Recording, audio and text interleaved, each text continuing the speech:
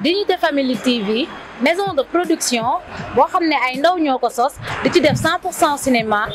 Yeah les gars, Dignité Family TV forever à vous. Cinéma 100% et tous les matières audiovisuelles en 100%. Allez les gars, boum.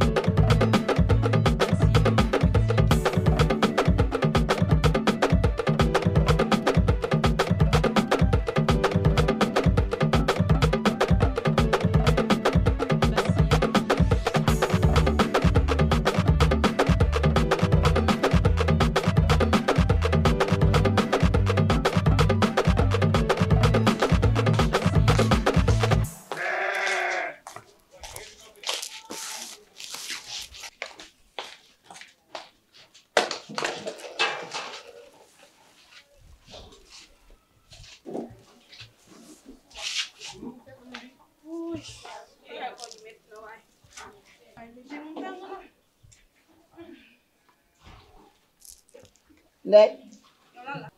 kaay rek Ndey maa waroon a ñëw mais comme que sa kilifa laa ñëwal nag doy maa ngi ñëw lan la nga may doy yow yow da ngaa fuy léegi ma toog da ngaa gaaw damay dem sama Ndey lu xew mbaa jàmm la yow laay laaj li xew mbaa jàmm la Ndey xanaa duñu ndogu tey man ko doon wan boo génnewul sa poos tey doo def bii doo ñuux doo wan Ndey du waral duñu ndogu tey dangaa xamul wala dangaa bëgg a leeru di léegi da ngeen fuy di jaay bandi ah ne da ngeen doxal xale yu ndaw yi ci koñ bi di nga xam ngeen ko sekkal bu dee man kenn wan tey ci koñ ci kër gi Ndey kan moo la wax loolu Ndey xanaa xamoo léegi mbir sa dañuy wax wala nga kaa yëgut bu ma ñëwee moom fa mu nekk dañ ma koy wax lépp yëg naa ko tey mbaadu kon bi nga nekkee dégg ba dañ lay woo di la kaa bañ a kaa fii sama nit ñoo ngi fi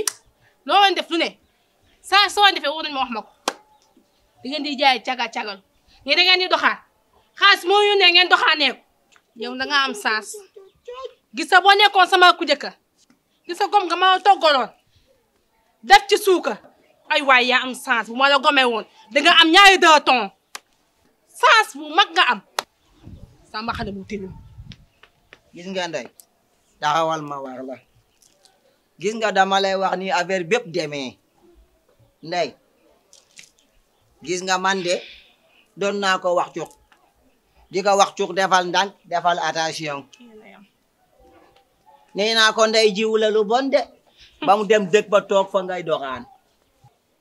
ndax Ndey yow Ndey dangaa baax yaa ngi koy doog a xam tey Ndey dangaa seyal sa Ndey ci dégg ba sa Ndey laku cuk moo ma doon jàpp di ma yóbbu ci xale yi jigéen yi dama makarona mbetab gone waaye lépp cuk la de yow may ma sama jàmm te nga dimbali ma naa ma lépp cukkal xamal laay xamal gis bu ma rombate ba may woo sama xam ne bii di laaj ndox dinaa def lu bon xam na bis bu sama yaay duggee ci kër gi moom kër gi dina tàkk ñaar nga may xool sa kanam gi mel ne fataaya compagnie mais xaaral ma wax yàqal nga ma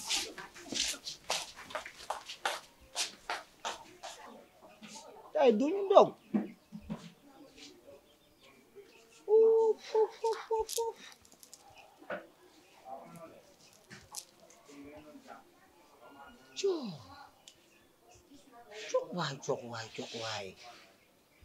cok waay